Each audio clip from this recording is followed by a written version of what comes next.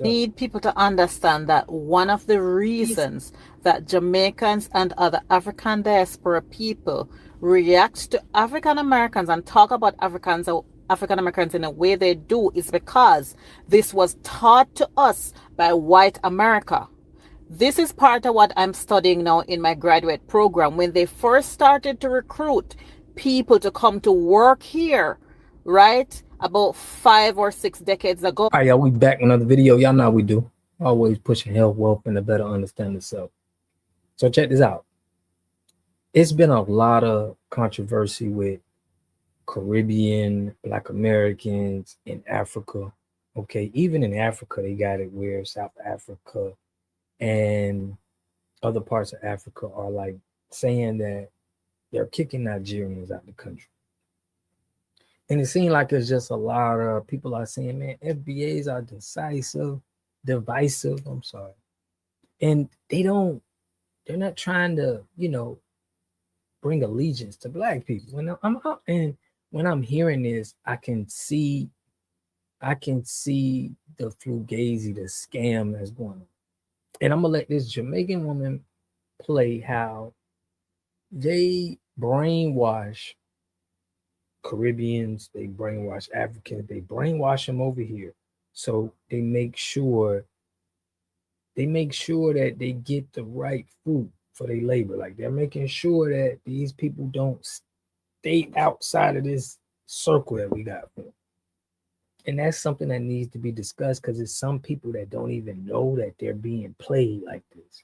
So when we go to talk about it, it's like they ain't even listening to us because you just think Black people is lazy. You over here working. These people got you over here working, thinking that you finna downplay people that's on this land. So you can get money. And then you realize they're gonna do you the same way. They don't care about you. Just because they got you over here to work, they don't care about you. They're just trying to get lower. They're just trying to pay people lower. And you come in and you fit exactly how the system wants you to act. That's what we need you to understand, that you need to understand how to act when you come over here. And shout out to this lady who understands this, and now she got a new perspective, because majority of people coming from another country, when they come into America, y'all, them white people already done brainwashed. So it's our job, like, and it's hard to unbrainwash people, but once you've been brainwashed already, and you solid and you can't even say, you know what, with new information, I'm gonna change my mind. It's tough, bro. It ain't even worth trying to unbrainwash you. You got to do it yourself. Need people to understand that one of the reasons that Jamaicans and other African diaspora people react to African Americans and talk about African Americans in a way they do is because this was taught to us by white America. This is part of what I'm studying now in my graduate program. When they first started to recruit people to come to work here, right, about 5 or 6 decades ago, they told them. Do you hear? Recruit people to work here. So they wanted you guys into the cotton fields. They wanted y'all doing the work. And they wanted you to have, they didn't want you to connect with Black people. They didn't want you to have a good mental on what Black people do, because that'll mess everything up. If you had the same influence that we had, right? If they know our influence is strong, they're gonna want you to be beefing with us. And I'm glad this lady's calling it out, because people act like it's FBA. Bro, it's proof that we wanted Black people everywhere to have rights. Our ancestors put in work so y'all could be straight. So for you even coming like this, they got a hold of them that the African Americans were lazy people and they did not want to work. Meanwhile, at that time, it was because they didn't want to pay African Americans more money. They wanted to give them slavery wages. But African Americans were trying to hold out for more pay. Instead of paying African Americans more, what they did was recruit Black people from the Caribbean, at that time controlled by Britain. So it was very easy for them to convince Britain that, hey, send those people who are down there with no jobs to our country to work. And when they came here, the white farm owners and those agricultural people told them and ingrained in them that the reason that they have to come to work is because African Americans don't want a job. right? They went back home and they carried the same message and told the people there. And so this is a trope that has been passed on for decades and decades, year after year, as more and more come.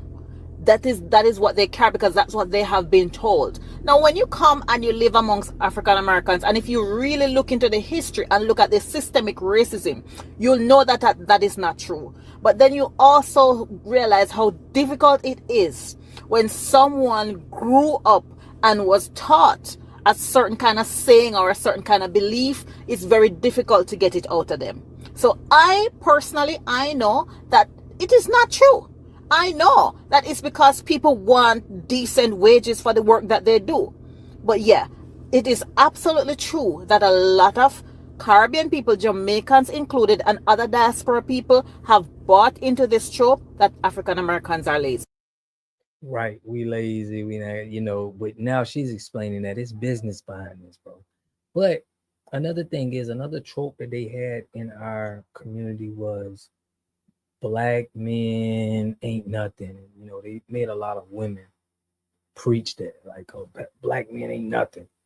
And this was another trope to help keep black men down. And there's a lot of tropes that we're gonna have to expose, we're gonna have to keep talking about, because the list goes on and on. But the people that went through that, it's hard for them to get out of it, in my opinion. But I want to know what y'all think in the comment section. I'll catch y'all in the next video. Peace and love. You are totally dependent on other people to take care of your needs because you don't have those roots sunk into the ground. To have a community, you must have three things to have a community in it. You must have a wholly independent economic structure that can provide goods, service, products, and things for your own people, and jobs and tax bases for your own people. You should at least control four basic things.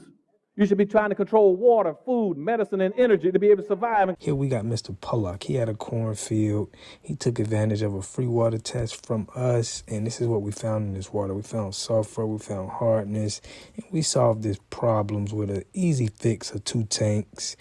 So get your free water test today. Stay blessed. Click the link below.